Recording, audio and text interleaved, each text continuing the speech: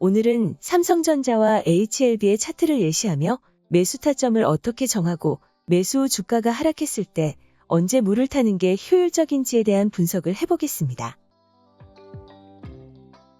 지금 보시는 화면은 삼성전자의 일봉 차트입니다. 여러분들의 평단이 만약 8만원이었다면 어디에서 물을 타는 게 좋았을까요? 결과론적인 얘기지만 7만원에서 보유량만큼 추가로 물을 타서 7만 5천원에 추가 매수한 물량을 그대로 매도했다면 매수 평단이 7만 5천원이 되었을 것입니다. 지금 소개해드린 매매 방법은 가장 기초적이라고 할 수 있는 마디 가격을 공략하는 라운드 피겨 매매 방식입니다. 지금 보시는 화면은 HLB의 일봉 차트입니다. 여러분들의 평단이 만약 4만원이라면 어디에서 물을 타는 게 좋을까요?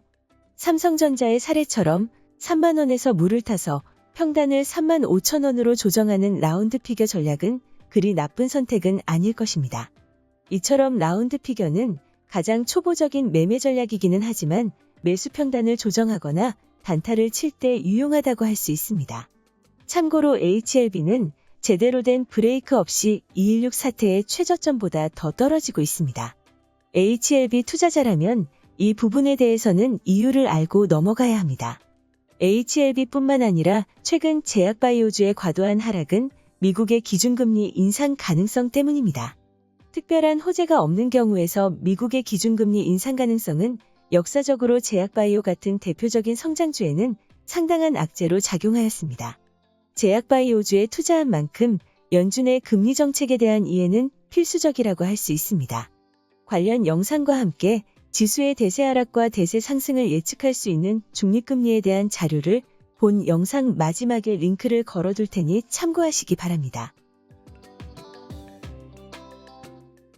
지금부터 본격적으로 삼성전자와 HLB의 사례를 바탕으로 지지라인을 결정하는 기준에 대해서 알아보겠습니다. 또한 개인 투자자들이 특정 종목에 몰빵 투자를 하는 현상과 함께 보유한 종목에 과도하게 몰입하는 심리 현상에 대해서 알아보고 어떤 대처가 필요한지를 분석해 보겠습니다.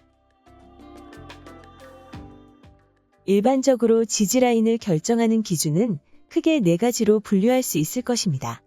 첫째로는 가장 흔하게 쓰이는 이평선 지지가 있을 것이고, 둘째로는 파동을 연결하는 추세선 지지가 있을 것입니다. 다음으로는 장기 지지라인을 확인할 때 유용하게 쓰이는 수평 지지선이 있을 것이고, 마지막으로 서두에서 언급한 중요 가격대를 공략하는 라운드 피겨가 있을 것입니다. 그렇다면 과연 어떤 매매 방법이 신규로 매수하거나 물을 타는데 효과적일까요? 개인 투자자들은 기관 투자가나 외인들에 비해서 하락 추세에서 반등을 노리는 바닥잡기 매수를 많이 시도한다는 통계가 있습니다. 또한 매수한 이후에 주가가 하락하면 기관이나 외인보다 더 오래 보유하는 경향이 있습니다. 기계적인 매매를 하는 기관이나 외인보다는 개인들이 매매할 때 심리적인 요인이 많이 반영되기 때문입니다.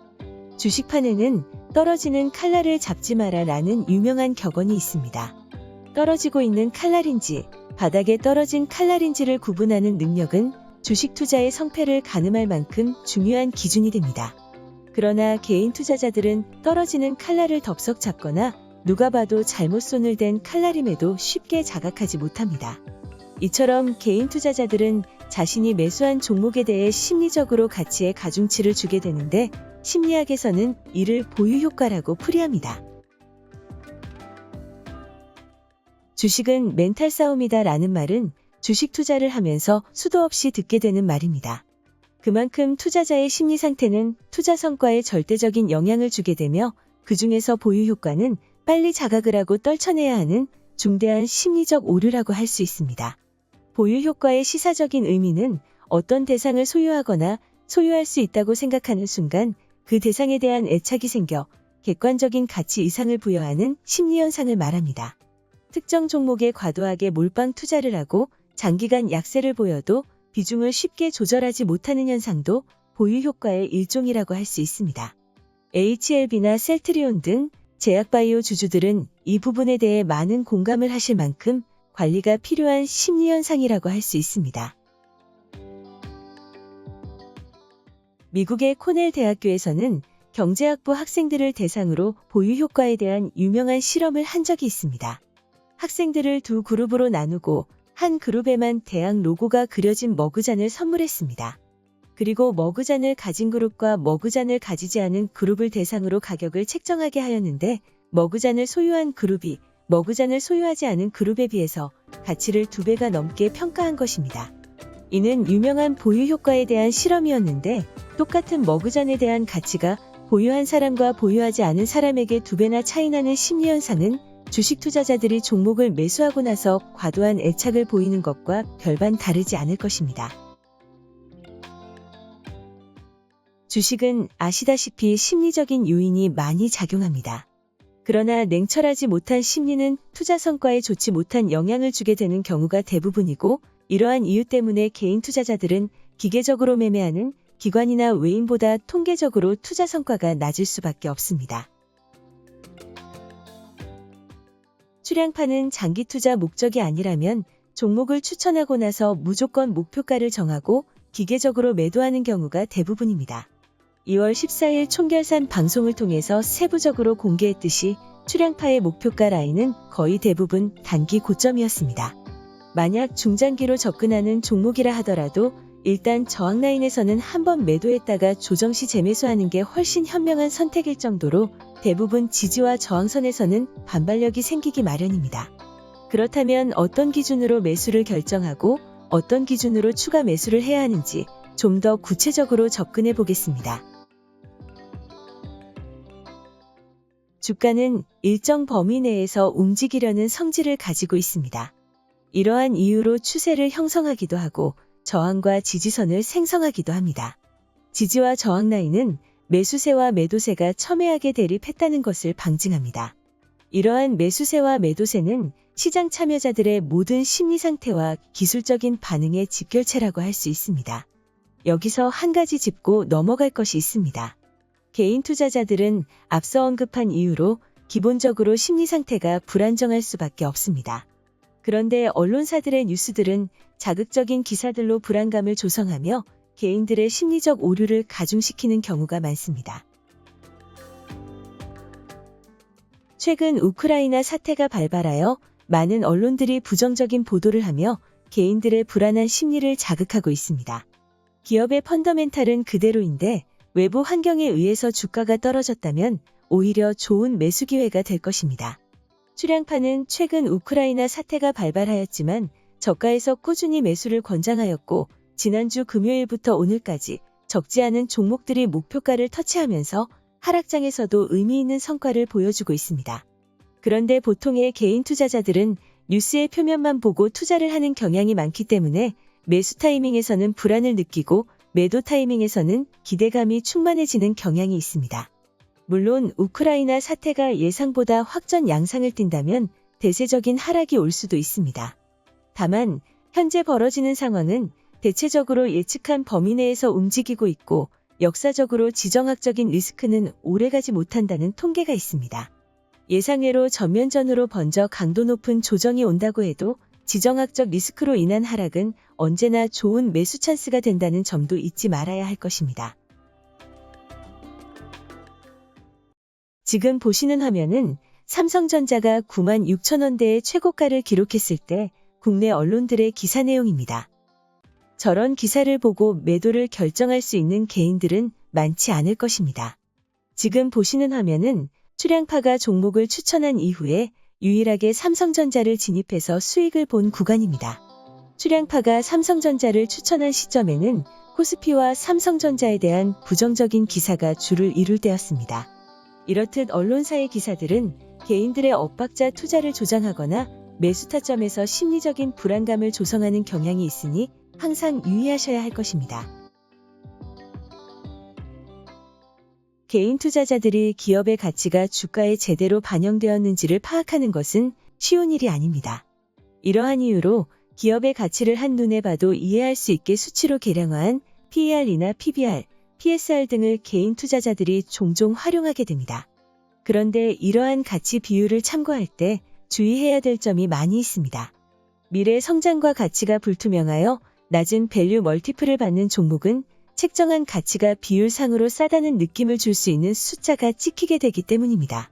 PER이나 PBR, PSR 같은 가치 비율로 저평가 주식을 평가할 때 이러한 착시 현상 때문에 밸류 트랩이라는 함정에 빠지게 되는 것입니다. 출량파는 칼날이 바닥에 떨어졌다고 판단되었을 때, 즉 차트상으로 추세가 바닥을 형성하고 반등할 가능성이 확률적으로 높을 때 최종적으로 매수 타점을 결정합니다. 앞서 언급했듯이 출량파는 2월 14일에 업로드한 방송을 통해서 설 연휴 이전까지 추천한 종목을 총 결산한 방송을 업로드하였습니다. 해당 영상을 보신 분들은 아실 테지만 출량파의 진입 라인과 목표가 라인은 마치 짜맞춘 것처럼 항상 지지와 저항의 에너지를 보여줍니다. 오늘은 출량파의 매수 타점에 대해서 기술적인 노하우를 일부 공개하며 효율적인 매수 타점에 대해서 살펴보겠습니다. 출량파는 기술적인 분석을 할 때 최근 3거래일간의 일봉과 지난 15거래일간의 일봉의 모습에서 유의미한 매수 타점을 포착합니다. 최근 15거래일간의 일봉을 통해서는 추세의 흐름과 반등 가능성을 체크하고 최근 3일간의 일봉을 통해서 최종적으로 매수를 결정하는 것입니다. 특히 출량파의 15거래일 일봉 분석을 통한 매수 타점은 주식 투자자들이 연구해 볼 만한 가치가 충분하다고 생각할 정도로 진입 후 예후가 나쁘지 않습니다. 15거래일은 3주에 해당되지만 숫자로만 보면 한 달의 절반에 해당됩니다. 투자자들의 심리와 기술적으로 어떤 의미가 있는지는 시간 관계상 오늘 설명드리지는 못하지만 출량파의 경험상 굉장히 높은 확률로 단기 파동을 체크하기에 좋은 거래일의 범위라고 할 수 있습니다. 좀 더 구체적으로 설명하면 15거래일간의 거래량과 일봉의 움직임에서 매도세를 장악하려는 매수세의 움직임이 있는지를 분석합니다. 이러한 분석을 통해 포착된 출량파의 매수 타점은 항상 매수세와 매도세가 첨예하게 대립할 수밖에 없는 격전지를 형성합니다. 출량파가 진입한 라인을 보시면 아시겠지만 진입 후 힘없이 하락하는 경우는 거의 없습니다. 또한 격전을 벌이다 하락한다고 해도 얼마 지나지 않아서 거의 매수한 자리로 회귀한다는 특징이 있습니다. 보통 개인 투자자들은 이평선 지지를 많이 활용하게 되는데 이평선 지지는 치명적인 단점이 있습니다. 일봉의 흐름을 파악할 때 가장 중요하다고 할 수 있는 거래량이 반영되지 않았기 때문입니다. 또한 차트를 너무 길게 보는 습관은 단기 파동과 추세에 소홀하게 되는 경우가 있습니다. 주식은 시간과의 싸움입니다. 10%를 6개월에 버는 것과 1년 만에 버는 것은 엄연한 차이가 있습니다. 15거래일의 일봉을 분석하다 보면 너무 짧은 일봉만 보거나 너무 많은 일봉을 볼 때 보이지 않은 에너지를 느끼실 수 있습니다. 15거래일의 에너지와 매매 방식의 유용성에 대해서는 시간 관계상 오늘은 개념만 설명드리고 다음 시간에 좀 더 구체적으로 언급하도록 하겠습니다. 이상으로 1부를 마치고 금일 저녁에 2부 영상으로 찾아뵙겠습니다.